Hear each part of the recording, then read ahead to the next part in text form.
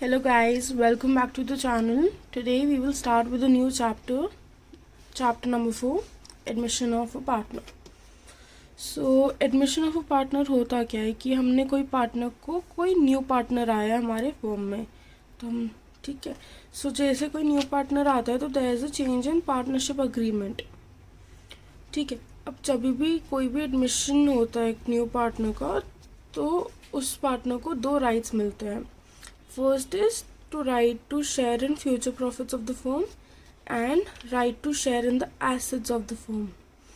Future profit and assets firm के उसको right मिलता है, और at the same time he also becomes liable for any liability of the business incurred after admission and any loss incurred by the firm. मतलब उसको अगर ये right मिले कि वो फ्यूचर प्रॉफिट में उसका शेयर है और एसेट्स में उसका शेयर है, तो उसी हिसाब से उसको वो लाइबल भी होता है फॉर ऑल द लाइबिलिटीज़ जो बिज़नेस इनकर कर रही होती है या फिर जो भी लॉस बिज़नेस इनकर कर रही होती है, ठीक है। अब एक क्वेश्चन आता है जनरली कि पूछा जाता है कि जब न्यू पार्टनर आता है तो वो गुडविल में कंट्रीब्यूट क्यों करता है। तो वो गुडविल में कंट्रीब्यूट इसलिए करता है बिकॉज उसको कंपनसेट करना होता है to the existing partners, because वो उन्हीं का शेयर लेता है, तो एग्जिस्टिंग पार्टनर सैक्रिफाइस कर रहे होते हैं, तो इसीलिए वो कंपनसेट करने के लिए वो गुडविल में कंट्रीब्यूट करता है। इसको कहीं कहीं लिखा होता है प्रीमियम फॉर गुडविल लेके आया है हमारा न्यू पार्टनर। ये हम आगे क्वेश्चंस में होएगा, this word premium for goodwill, we will learn about this, ठीक है। अब इस चैप्टर में टॉपिक्स क्या क्या कवर करेंगे हम। First is calculation of new profit sharing ratio and sacrificing ratio. Second is treatment of goodwill. Third is treatment of old reserves and accumulated profit और loss. Fourth is revaluation of assets and liabilities, इसमें हमें revaluation account बनाना पड़ेगा। Fifth is preparation of partnership capital account या फिर current account and balance sheet। and last topic इस chapter में है adjustments of capital। हम इन सारे टॉपिक्स को कवर करेंगे इस चैप्टर के अंदर। सो आज we will cover the first chapter which is calculation of new profit sharing ratio and sacrificing ratio.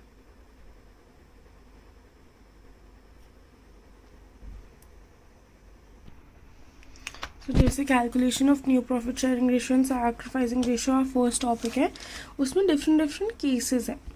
So let's go to the first case क्या कहता है, व्हेन न्यू और incoming partner acquire his share from the old और existing partner in their old profit sharing ratio. इसका मतलब क्या है कि जब भी कोई न्यू पार्टनर आया और उसने जो भी एक्वायर किया उसका शेयर, वो उसने ओल्ड पार्टनर या फिर जो भी एग्जिस्टिंग पार्टनर उनके ओल्ड प्रॉफिट शेयरिंग रेशियो से किया है। तो इसमें भी दो केसेस हैं। फर्स्ट केस इसके अंदर, when profit sharing ratio of new और incoming partner is given but sacrifice made by old partner is not given. इसका मतलब क्या हुआ कि हमें प्रॉफिट शेयरिंग रेशियो दिया हुआ है कि क्या होएगा न्यू पार्टनर का, बट हमें ये नहीं बताया कि जो भी क्या सैक्रिफाइस मेड हुआ है बाय द ओल्ड पार्टनर्स, क्या सैक्रिफाइस किया उन्होंने किन रेशियो में। तो क्वेश्चन क्या है, इसको हम क्वेश्चन से समझाएंगे। A:B इज़ 5:3, इनका ये ओल्ड प्रॉफिट शेयरिंग रेशियो है।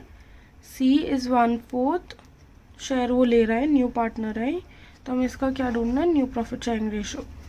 तो हम इन क्वेश्चन को कैसे सॉल्व करते हैं कि हम पहले बोलते हैं let total profit equal to 1, C share is 1/4, तो रिमेनिंग प्रॉफिट क्या हो गया 1 माइनस इसका 3/4। अब जो भी ये रिमेनिंग है वही तो ए और बी में डिवाइड होएगा, ये डिवाइड होएगा मेरा ओल्ड प्रॉफिट शेयरिंग रेशियो में जो है 5:3। सो इसको कैसे हम करेंगे, ए का न्यू शेयर कैसे आएगा 3/4 इंटू 5/8, 15/32 आ जाएगा। ऐसे ही हम बी का निकालेंगे 3/4 इंटू 3/8, वो मेरा आ जाएगा 9/32। सी का मेरा है 1/4। अब मुझे सबके डिनोमिनेटर सेम लाने के लिए मैंने इसको 8 से मल्टीप्लाई एंड डिवाइड किया, तो ये आ जाएगा 8/32। तो मेरा न्यू प्रॉफिट शेयरिंग रेशियो क्या हो गया 15:9:8। ठीक है, हमें ना इसमें याद करना है ऐसे क्वेश्चंस में ना जो भी मेरा ओल्ड प्रॉफिट शेयरिंग रेशियो होता है वो ही मेरा सैक्रिफाइसिंग रेशियो होता है। ठीक है, I hope you got this first case. I will still, once again you can see the question. If you have any doubts you can ask. Okay, now let's go to key in this type only, type 1 में case number 2. When share of new partner is given and also new profit sharing ratio of all partners is given. इसका मतलब कि हमें क्या बोला है कि हमें क्या क्या गिवन होता है इसमें, न्यू पार्टनर का शेयर एंड ऑल्सो जो भी ओल्ड पार्टनर्स का जो शेयरिंग रेशियो होगा फ्यूचर में. ठीक है, तो हम क्वेश्चन से समझाएंगे इसको ही. ए एंड बी पार्टनर्स थे, ये एग्जिस्टिंग पार्टनर्स है. सी आया फॉर्म में 1/4 शेयर है उसका, 1/4 शेयर है. ए बी का दिया हुआ है कि वो फ्यूचर में 2:1 में शेयर करेंगे. अब हमें न्यू प्रॉफिट शेयरिंग रेशियो निकालना है, तो कैसे करेंगे. Let total share equal to 1. ये सेम ही है, ये सब सारे केसेस में सेम ही होता है कि हमें टोटल शेयर निकालना होता है, उसमें से माइनस करना होता है और फिर रिमेनिंग शेयर हम डिवाइड करते हैं ए एंड बी में. तो हमने 1 माइनस 1/4 किया बिकॉज सी का शेयर 1/4 था. अब हमें दिया हुआ है कि ये वाला ए बी का 2:1 में शेयर होएगा फ्यूचर में. तो ये वाला पार्ट मेरा 2:1 में शेयर होना है ए एंड बी में. तो यही मैं मल्टीप्लाई कर दूँगी 3/4 जो मेरा रिमेनिंग शेयर है इनटू जो भी इनका फ्यूचर का है 6/12. वैसे ही बी का निकाला जो इनका रिमेनिंग है इनटू जो इसका फ्यूचर में होगा 3/12 हो गया. सी में 1/4 था, मैंने इसका डिनोमिनेटर सेम लाने के लिए 3 से मल्टीप्लाई डिवाइड कर दिया तो ये आ गया. So new profit sharing ratio क्या आ गया 6:3:3. इसको मैंने और सिंप्लीफाई कर दिया, उसमें आ गया 2:1:1. ठीक है. सो नाउ लेट्स सी हमारा सेकेंड टाइप क्या है. व्हेन न्यू और incoming partner acquires his share from old और existing partners in a particular fraction. मतलब कि जो भी नया पार्टनर आ रहा है वो जो भी एग्जिस्टिंग पार्टनर्स है उनसे कुछ पर्टिकुलर उनका कोई शेयर ले रहा है पर्टिकुलर फ्रैक्शन में. तो हमने पहले पढ़ा था इन चैप्टर 3, अगर कोई भी फ्रैक्शन होता है तो हम डायरेक्टली क्या करते हैं माइनस. तो इसमें से भी डायरेक्टली माइनस करते हैं बिकॉज आ जाता है फ्रैक्शन मतलब फ्रॉम आ जाता है जनरली. इसीलिए इसको मैं क्वेश्चन से समझाऊँ तो A and B old partners 7:3 के रेशो में पहले कर रहे थे old profit sharing ratio. C आया 3:3/7 शेयर. अब क्या बोल रही है, ये लाइन दी होगी which C takes 2/7 from A and 1/7 from B. देखो जब भी फ्रॉम आता है इसका मतलब हमने पढ़ा था we will directly minus the share of A उसमें से. ठीक है, फ्रॉम बी. अगर ऑफ आता है तो वी मल्टीप्लाई, ये याद रहना. ठीक है.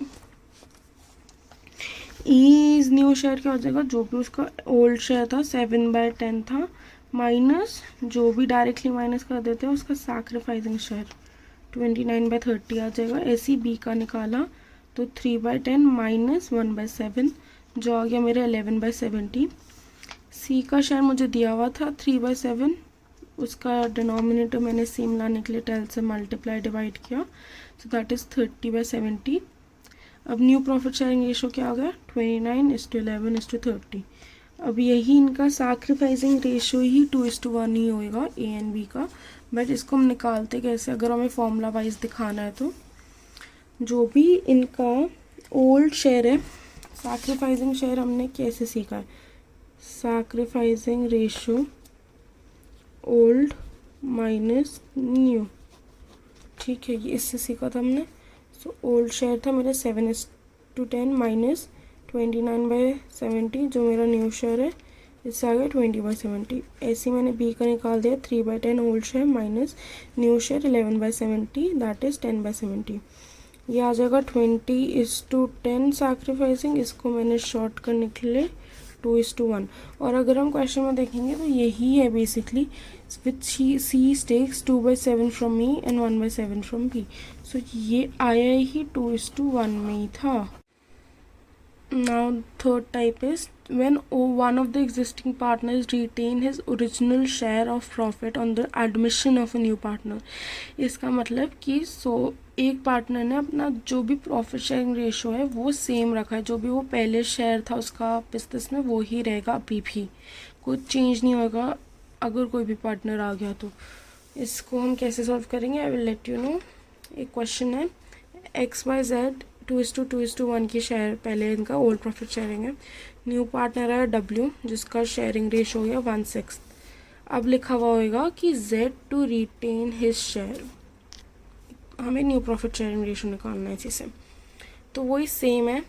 लेट प्रॉफिट टोटल शेयर भी 1, share of Z plus W क्यों लिखा है मैंने, W तो न्यू पार्टनर है ये तो समझ आता है हमें, बट Z इसलिए बिकॉज ये रिटेन कर रहा है, तो वो वाला मैं प्रॉफिट जो बाकी होएगा वो मेरा डिवाइड होगा ना पार्टनर्स में, इसीलिए मैंने इसको प्लस कर दूंगी इसी के साथ। ये आ जाएगा 1/5 प्लस 1/6, 1/6 न्यू पार्टनर का है, 1/5 मेरा ओल्ड पार्टनर Z का है। रिमेनिंग शेयर हो जाएगा 1 - 11/30 जो हो गया 19/30 आ गया। उसको मुझे डिवाइड करना है X एंड Y में, उनके ओल्ड प्रॉफिट शेयरिंग रेशो में जो है 2:2, जो आ जाएगा दैट इज़ इक्वली 1:1 में। सो X का न्यू शेयर क्या होएगा 19/30 इंटू 1/2, 19/60। वैसे ही Y का शेयर निकाला 19/30 रिमेनिंग शेयर जो था इंटू जो उसका पार्ट है 1:2, 19/60। Z का 1/5 है, उसको मुझे सेम करने के लिए इंटू डिवाइड एंड मल्टीप्लाई करने के लिए 12 से किया तो 12/60। वैसे ही मैंने W का शेयर निकाला 1/6 into 10/10 multiply and divide by 10, so 10/60। So new profit sharing ratio क्या हो गया 19:19:12:10, ठीक है।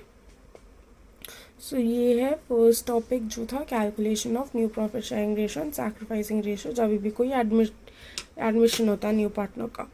So this was the first topic of this chapter.